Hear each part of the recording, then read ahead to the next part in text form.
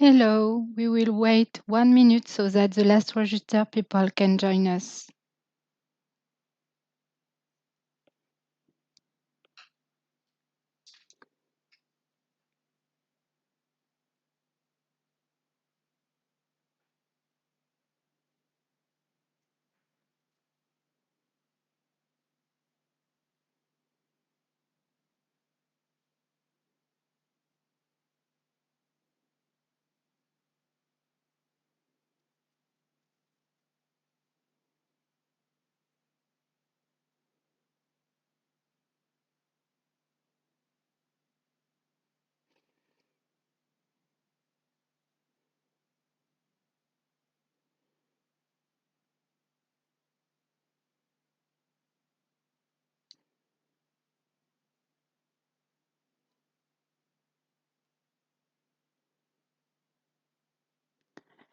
Hello everyone, we are now going to start this session. My name is Charles Tournier, I'm product testing expert and head of SenseNet France. I welcome you to this webinar entitled Sensory Analysis to Support the Product Development Chain. The duration of this session is approximately 20 minutes. You can ask the question you consider through the chat, and this will be answered as soon as possible by SenseNet experts throughout this week. You can also download and view the webinar through the link provided by email to all attendees. We will start by introducing the SenseNet company. Then we will define sensory analysis and its interest. We will see how to implement sensory analysis and what are the different types of sensory tests. Finally, I will detail 4 representative case studies of sensory evaluation needs at different stages of product development. These case studies mainly target olfactory sensory analysis, which is our core business. In 2018, the SenseNet brand was created as part of the Odonet Group, dedicated exclusively to the measurement of the odors of products and materials. The Odonet Group is the largest odor measurement consultancy in the world, with almost 40 years of experience with practical knowledge from thousands of studies in all relevant sectors. Odonet and SenseNet have offices and laboratories in Europe, India, and Brazil with consultants and experts in odor analysis in all their centers. SenseNet helps its clients to improve the sensory attributes of their consumer products and material, support product development, and substantiate claims by applying its sensory expertise. Unravel and understand the molecular origins of odors, and make sense of sensory. Sensory analysis is defined by the ISO 5492 standard as the examination of the organoleptic properties of a product by the sensory organs. The human being is the measuring instrument using his olfactory, gustatory, visual, auditory, and tactile capacities to characterize and evaluate products. Sensory analysis is a scientific discipline which aims to measure the characteristics of products and to explain how consumers perceive them. Sensory analysis is a decision-making aid based on the definition of an experimental design using one to several products according to standardized methodology, the results of which are processed according to precise statistical analysis. Sensory measurements are of interest at each stage of product development. At the innovation stage, to identify market opportunities and understand consumer preferences. At the R&D stage, to select and/or validate prototypes. At the industrialization stage, to select raw materials or to optimize production steps. And finally, at the marketing stage, to launch an innovation or validate a claim. and sensory analysis is useful for the development of products in many sectors of activity, such as food, material, cosmetics. To organize a sensory analysis session, the setting up of a panel is essential. The number of people required will depend on the type of test to be carried out, the qualification of the panel desired, and the risk accepted during the statistical processing of the results. In terms of the qualification of the panel, we will talk about naive subjects who are consumers, initiated subject if the subject has undergone a screening test to check his sensitivity on a given parameter, qualified subjects if the subject has taken a selection test and his performance on a given parameter has been evaluated, or expert subjects if the subject has been selected, evaluated, and has undergone intensive training on a given parameter. The constitution of a panel is based on different steps: recruitment of subjects, selection, training, and monitoring of their performance.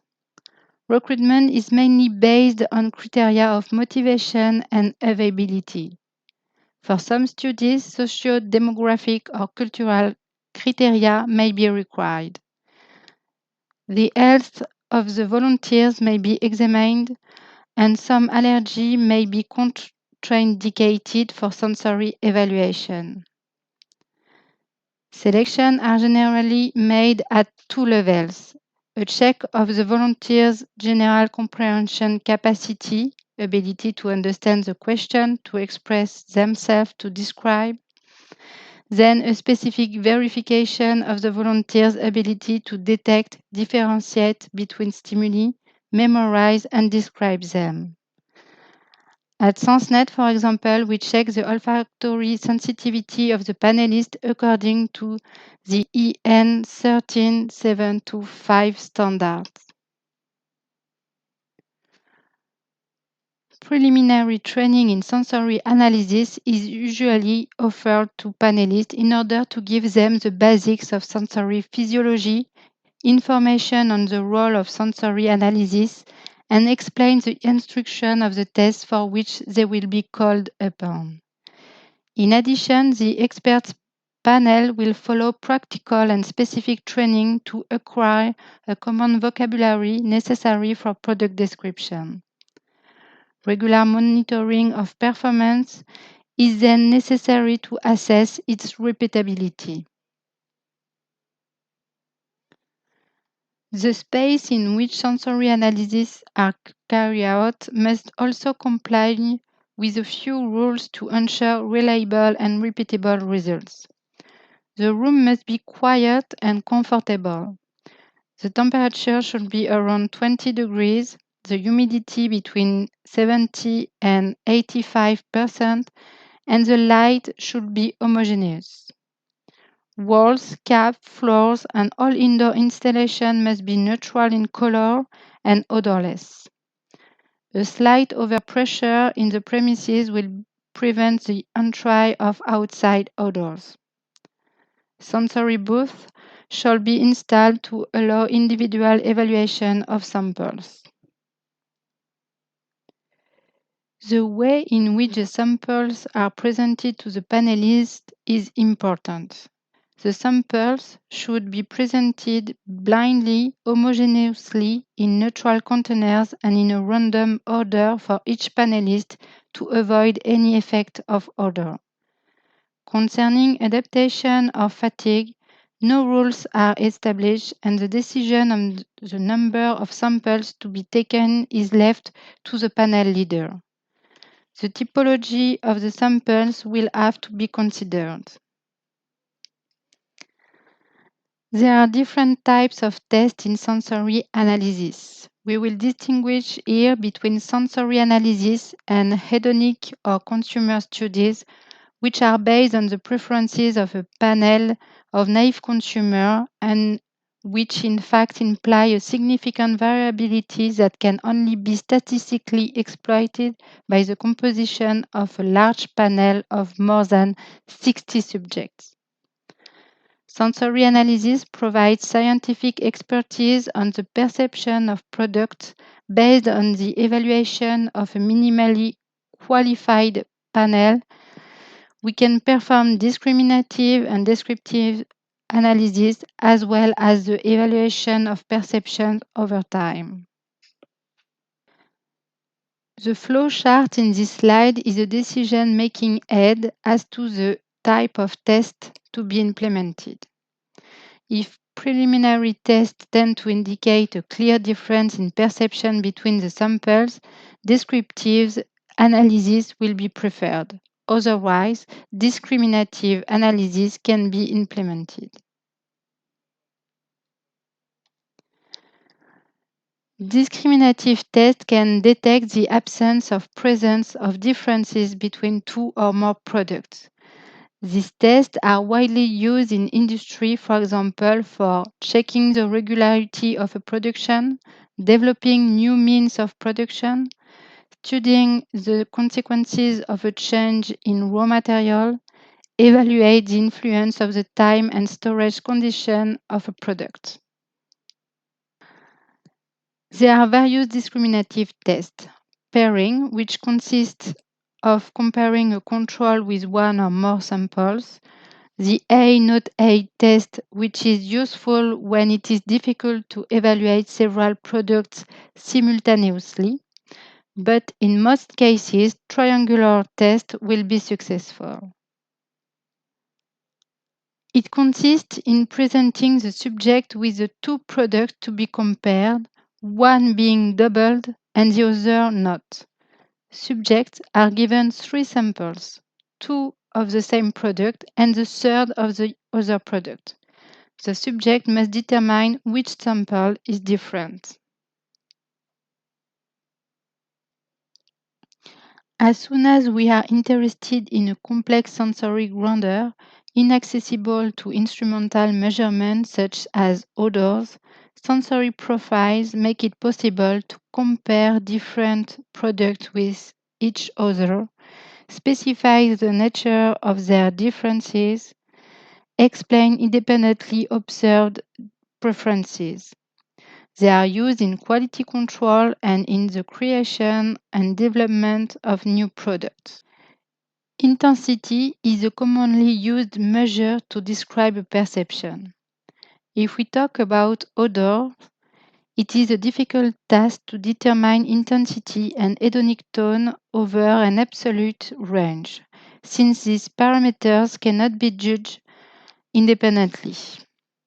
Consumers tend to underestimate the intensity of odor when it is pleasant and overestimate it when it is related to a bad smell. Standardization of these measurements is therefore very important. VDI 3882 allows the intensity to be assessed on a 7-point scale by answering the question, how strong is the smell? The descriptive profiles consist of looking for a minimum of descriptors which allow you to give as much information as possible, measurement of the intensity of perceived sensation for each of the selected descriptors, build with all quantified descriptors the product profile. There are different types of profiles. The conventional profile, which is based on the use of a predefined list of descriptors and reference. The profile by consensus, a list of descriptors is drawn up by a group. After consultation, a final list is drawn up and the group practices on this list. This method provides reliable, reproducible, and complete results but requires intensive training. Free choice profile. Panelists describe the samples according to their own vocabulary. This method is faster, but the results are more complicated to process, and it is often difficult to highlight differences between products. For olfactory description, SenseNet generally uses the conventional profile method based on an internally developed referential. Our panelists are trained to describe odors according to a framework or odor wheel containing some 40 references from different chemical and olfactory families. As indicated previously, hedonic studies, due to the great variability of responses, are generally conducted according to a large naive panel of consumers. However, about odor parameters, there is a standard VDA 3882 Part 2, which makes it possible to evaluate hedonic tone on a 9-point scale using a panel of 15 selected panelists, and which can provide additional information to olfactory profiles. A final characteristic measure for the evaluation of odors is the odor threshold concentration, which by definition is a concentration at which an odor can be detected with a probability of 50%. For the measurement of odor concentration, the olfactometry method is used worldwide according to EN 13725.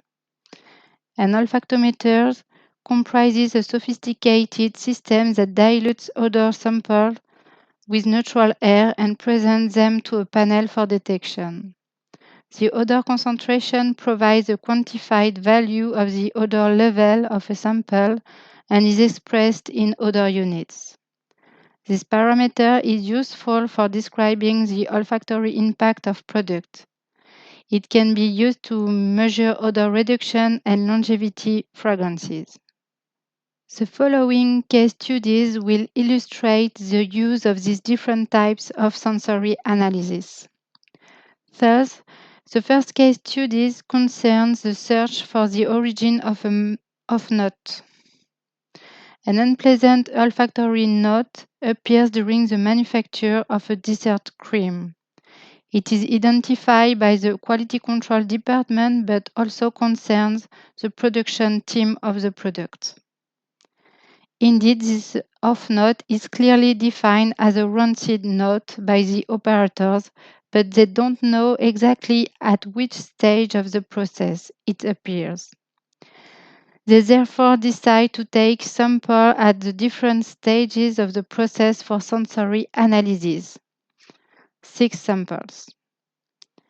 The evaluation will be made by direct perception of the headspace after bottling the dessert creams in the same quantity and in a coded way. Initially, a ranking of the 6 samples will be carried out according to the intensity of the rancid note. In a second step, and after a specific training of the panelists on an intensity scale according to the butyric acid reference, a notation of the intensity of the off note will be asked to the panelists. This notation makes it possible to determine the extent to which the off note appears during the manufacturing process. Note that a specific scale according to different referents can be used depending on the off note detected. So, geosmin can be used for training a panel to the intensity of off note of moldy type, and dimethyl disulfide for malodorous notes of sulfur type like vegetable or rotten garbage. The use of the flowchart presented above allows us to validate the relevance of the proposed experimental plan. Indeed, in this case study, the operators clearly perceive the difference between the creams usually obtained and the creams currently produced. It is therefore advisable to set up descriptive tests. The classification and the evaluation of the intensity of the off note make it possible to highlight the stage of the process at which it appears.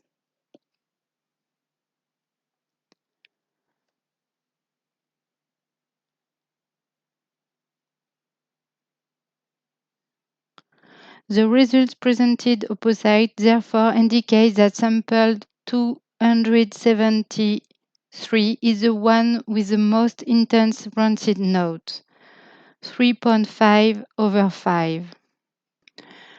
To go further and search for the origin of the off note, a technique called GC sniffing makes it possible to combine molecular analysis with sensory analysis. Mass spectroscopy can be coupled with the human nose as a complementary detector. The combination of the chemical identification of molecules with their perceived odor allows a detailed understanding of the origin of the odor present in the headspace of the product. To learn more about this technique, please register for my colleague Carmen Villatoro's webinar entitled Insight into GC Sniffing Analysis, Case Studies and Applications. In this case, the identification of volatile fatty acids such as butanoic acid, 3-methylbutanoic acid, and hexanoic acid allowed our client to make the link with the use of a new milk with a higher fat content. The following case study concerns an ingredient used in the formulation of a perfume for which our client wished to reference a new supplier. It involves using sensory analysis to validate the raw materials used in the manufacture of the product. In order to verify that the change in the origin of the ingredient does not affect the perception of the fragrance, a test using the triangular method was set up. The fragrances were prepared on smelling strip and then presented in random triads to 30 panelists. The panelists were asked to identify the smelling strip that was different from the other two. The triangular method is indeed suitable for this case study, as we are trying to show here that there is no difference between the current formulation and the new formulation. If there is a difference, the generation of a profile can be used to describe the perceived difference. In this example, 16 assessors correctly identify the different smelling strip, which means, according to the table of the binomial law of the method, that a difference exists between product A, current formulation, and product B, new formulation. The profiles carried out show that the new ingredient brings a more intense fatty note to the formula and that the formula loses fruity and green notes. The new ingredient, therefore, does not allow to maintain the sensory properties of the fragrance. The third case study concerns the evaluation of the long-lasting induced by a new encapsulation technology.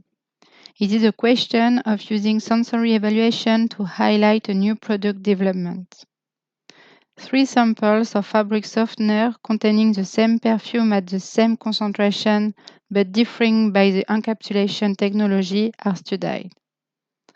For each sample, 5 kilograms of cotton t-shirts are washed with the same dosage of neutral detergent and softener. The t-shirts are then dried in the open air.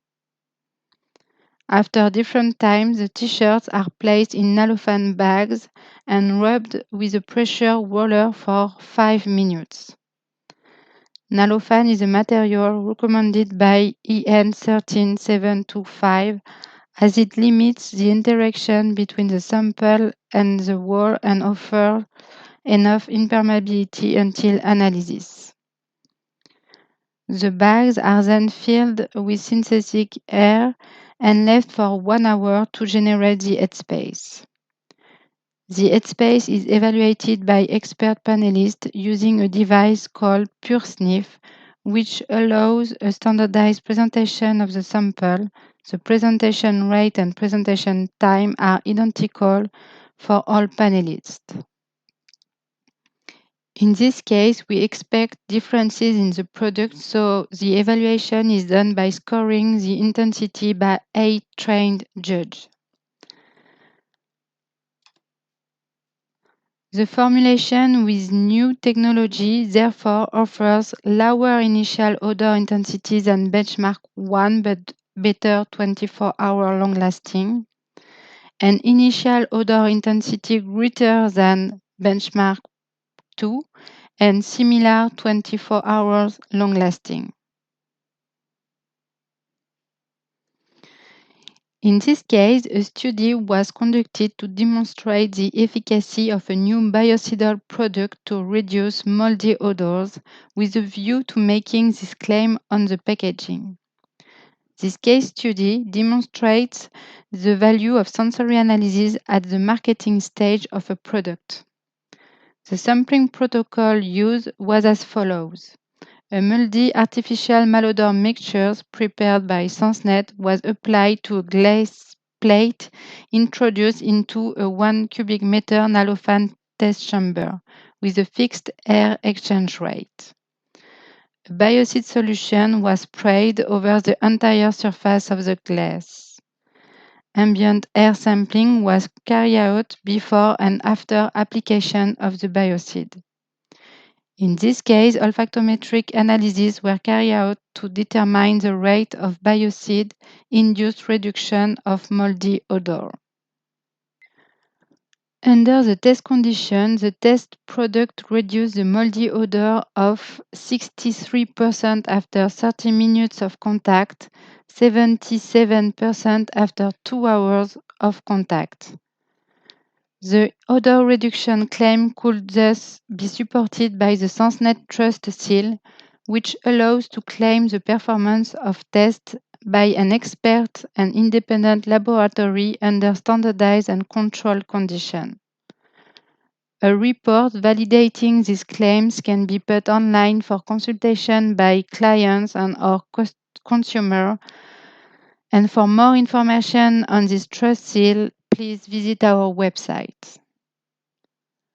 To conclude now this webinar, we can say that the case studies have highlighted the fact that sensory analysis is a decision-making head at all stages of development and is essential for innovation and marketing, that the choice of sampling method is essential to be representative of the use of the products and to ensure good reproducibility of the tests, that the choice of sensory analysis is also important and depends on the objectives, and that the representativeness of the panel and the choice of its qualification are also crucial. We are now coming to the end of this webinar. Thank you for your time and attention. If you have any question, please do not hesitate to contact me directly by email. A link will be sent with the presentation, and I will answer all questions during this week. Thank you again for your participation.